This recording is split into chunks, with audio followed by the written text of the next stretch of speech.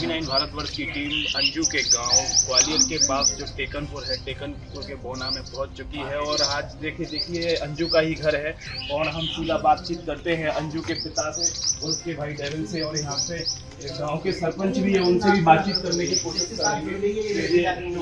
पूरा घटनाक्रम हुआ है, किस तरह से हुआ है, क्या कुछ मामला है, आइए हम जानते हैं। ये हमारे सामने अंजू के पिता हैं ज्ञा प्रसाद जी, हम उनसे जानते हैं क्या कुछ मामला है। ज्ञा प्रसाद जी,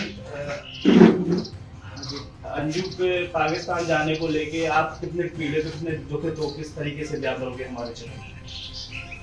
साहब जी, पीड़ा तो देखो मेरे अंदर की जो भावना मैं या तो आंसुओं के द्वारा या रो करके मैं प्रकट कर सकता हूँ, वो भी एक भावनात्मक चीज़ें होने ये चीज़ें। दुख तो मुझे इतना है कि सीधी सी बात है, मेरे मन में सबसे पहले मैंने अपने आप के अंदर से मैंने अपनी आत्मा को मतलब कचोटा, मैंने आत्मा से पूछा, आत्मा मेरे जो जीवन चल रहा है कैसे चल रहा है। तो मेरे दिमाग में ये आया कि मेरी 5 बेटी थी, तो मुझे समझ में सीधा से ये आया कि आज मेरी एक बेटी की डेथ हो गई है। मतलब जब वो पाकिस्तान के लिए सरहद पार कर गई है, तभी मेरे को जब सुनने में आया 23 डेट में, तो मैं उसी दिन मैंने अपने मन में ठान लिया मेरा एक बड़ी बेटी का अंजू का डेथ हो गया है। अंजू के पाकिस्तान जाने को लेके आप किस तरीके से देखती हैं? कोई साजिशों के तहत गई है, क्या नहीं? देखो साहब, मैं ग्वालियर के कुछ गांव के दूर रहता हूं और वो मुझसे करीब 500 किलोमीटर दूर है। और मैं काफ़ी समय से मेरा उससे आपसे आमने सामना नहीं हुआ है, तो इस मैटर को लेकर के मैं यहाँ तक है साजिश वाली बात है। देखो, जो लड़की इस तरीके से गई हुई है, इलीगली तरीके से गई है, कागज बनवा के गई है, और वो किसी फैमिली को पता नहीं है या उसने किसी फैमिली को बताया नहीं है सर, तो मैं तो सीधी सी बात कहता हूँ कि मुझे भी संदिग्ध है, सीधी सी बात, उसको रिमांड पर लिया जाए। अगर अंजू पाकिस्तान से वापस अगर इंडिया आती है तो आपका क्या रिएक्शन रहेगा? क्या उसको घर रखेंगे या उसका पति रखेगा? नहीं, मैं उसको चेहरा भी देखना नहीं चाहूंगा। अगर अंजू से पाकिस्तान जाने के बाद आपकी कोई किसी प्रकार की बातचीत हुई, किसी प्रकार से आपने संपर्क करने की कोशिश की क्या अंजू से? मैंने संपर्क किया, मेरी कोई विशेष बात नहीं हुई है। वो मैं वॉइस SMS मीडिया के द्वारा मेरी बात करने की उन्होंने कोशिश किया, 2 बार वॉइस कॉल किया, तो उसका जवाब आया नो प्रॉब्लम, मतलब नेटवर्क प्रॉब्लम आया करके। उसके बाद में कुछ ऐसी कोई बात मेरी कुछ नहीं हुई है। मैंने संपर्क किया है, मैसेज के द्वारा भी मैंने उसको छोड़ना चाह रहा था, पर मेरा मैसेज देखो गुस्से वाला, मतलब एक बाप का मैसेज क्या हो सकता है। वो लड़की के लिए हम सब लोग, पूरा परिवार मर गया, वो मेरे लिए मर गई है, और जो मर गया उसको कोई देखना नहीं चाहता है।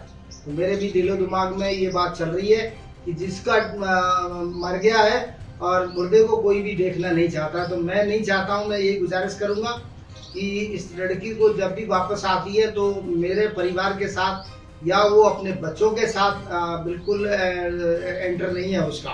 तो मैं भारत सरकार से ये निवेदन करता हूँ, मैं हाथ जोड़ करके, कि उसको हमारे परिवार के पास नहीं लाया जाए। यदि वो संदिग्ध अवस्था में है तो उसकी कड़ी से कड़ी कार्रवाई किया जाए, उसकी जांच की जाए। मैं तो ये भी कहता हूँ कि मैं सबके सामने हूँ, हमारे सरपंच साहब भी हमारे इस मीटिंग में बैठे हुए हैं और वो हमें इस समय सुन रहे हैं।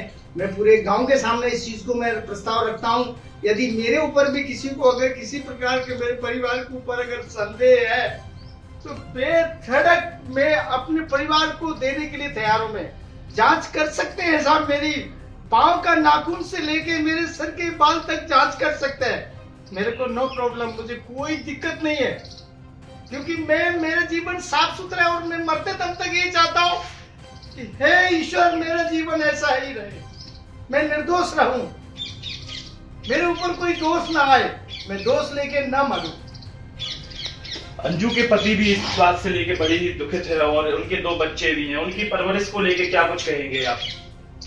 बच्चों को लेकर के तो मैं यही चाहूंगा कि जब ईश्वर ने मुझे इतनी सामर्थ्य दी, शक्ति दी, मैंने 6 बच्चों को ईश्वर की कृपा से मुझे इतना बल प्राप्त हुआ जो मैंने उनको गरीबी में अमीरी में कैसे भी मतलब उन बच्चों को पाल पोस के बड़ा किया। तो इस समय में वो मेरे नाती पोते हैं, तो मैं तो यही चाहूँगा कि मेरे दोनों बच्चे मेरे पास आ जाएं और मैं ही उनका पालन पोषण करूँगा। मेरे जो बेटा है मेरा वो बेटा भी यही बात कह रहा है और मेरी जो अनमैरिड जो बेटी है वो कह रही है पापा अगर आप कहो या अगर ऐसी बात है तो वो बच्चों का पालन पोषण मैं कर लूंगा। इन बच्चों के कारण से मैं अपनी शादी नहीं करूंगा। मेरी एक सेवा नाम की लड़की है ना, उसने पूरी जिम्मेदारी ले ली है कि पापा जी ये दोनों बच्चे मेरे हैं, ये बच्चे अब दीदी के थे कभी अब नहीं है, ये बच्चे मेरे हैं।